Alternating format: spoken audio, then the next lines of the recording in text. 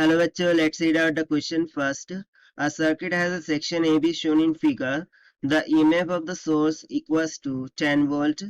The capacitances are equals to C1 1 microfarad, C2 2 microfarad, and the potential difference phi A minus phi B is 5 volt. Find the voltage across each capacitors. So यहाँ पर simply हमें question में some information given है। आप देख सकते हैं circuit में C1 C2 EMF इस तरीके से कनेक्टेड है। पोटेंशियल A माइनस बी हमें गिवन है 5 वोल्ट के बराबर। सो इन कैपेसिटर्स के अक्रॉस में कितना वोल्टेज ड्रॉप हो रहा होगा, ठीक है, वो हमें फाइंड आउट करना है। तो चलिए स्टार्ट करते हैं हम की कॉन्सेप्ट से which we are going to use here for this question. So basically जो कैपेसिटर के अक्रॉस में वोल्टेज होता है, ठीक है, उसको हम किस तरीके से लिखते हैं, potential across the capacitor is equals to हो जाता है charge divided by the capacitance.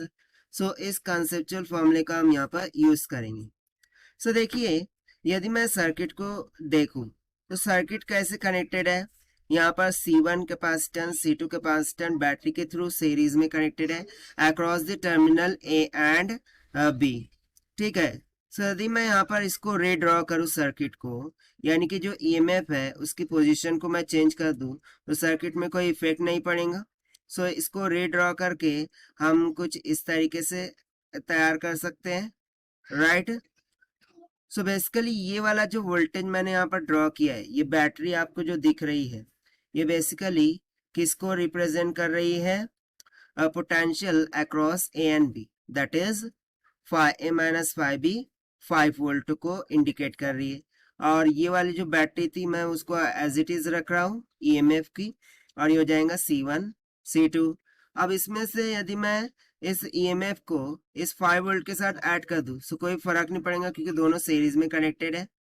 So finally मेरा सर्किट किस तरीके से रीड्रॉ किया आ जाएगा कि दो कैपेसिटर हो जाएंगी सीरीज में, और ये मिल जाएगा हमारा फाइनल EMF जो कि किसकी इक्वल हो जाएगा, 5 प्लस 10 दैट इज 15 वोल्ट की इक्वल। ये हो जाएंगी C1 कैपेसिटेंस, ये C2 कैपेसिटर। अब दोनों कैसे कनेक्टेड है, सीरीज में।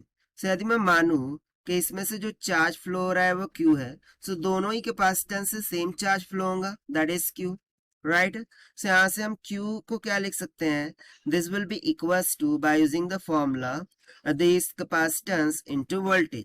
बट यहाँ पर बेसिकली जो कैपेसिटेंस दिख रही है ये इक्विवेलेंट कैपेसिटेंस होंगी, और वो किसके इक्वल हो जाएंगी। सो देखिए सीरीज में कनेक्टेड है, सीरीज कनेक्शन के लिए हम फॉर्मूला लगा देते हैं 1/C equivalent is equals to 1/C1 plus 1/C2, right. So यही हो जाएगा इसकी इक्विवेलेंट कैपेसिटेंस। सो यहाँ से देखिए C equivalent will be equals to क्या हो जाएगा, C1 into C2 divided by C1 plus C2।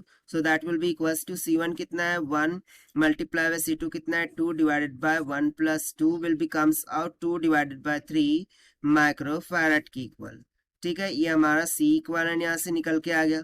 अब इसको हम यहाँ पर क्या करते हैं, सब्स्टिट्यूट कर देते हैं।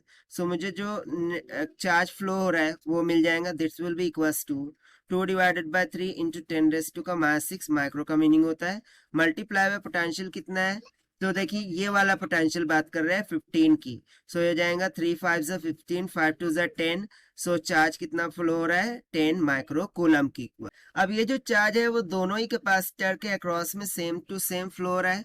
सो यदि मैं मान लूं C1 का पोटेंशियल V1 है और C2 का पोटेंशियल V2 है, सो यहाँ से V1 will be equals to क्या हो जाएगा, by using the conceptual formula it will be simply Q divided by C1। और वहीं पर V2 क्या हो जाएगा, this will be equals to Q divided by C2।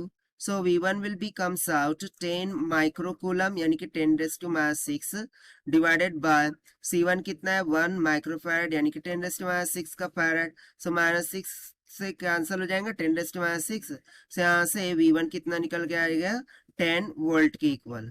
अब इस तरीके से यदि मैं V2 कैलकुलेट करूँ तो ये आ जाएगा 10 micro divided by 2 microfarad. So micro से माइक्रो कैंसिल, 2 5 ज़ा 10 यानी कि V2 वोल्टेज कितना निकल के आ जाएगा 5 वोल्ट के इक्वल। और देखिए यही हमसे पूछा था कि कैपेसिटर C1 एंड C2 के अक्रॉस में वोल्टेज कितना आ गया। सो वो कितना आ गया 10 वोल्ट एंड 5 वोल्ट के बराबर। ये हो गया हमारा आंसर जो कि हमने सॉल्व किया है by using the conceptual formula potential across the capacitor से V equals to Q by C से।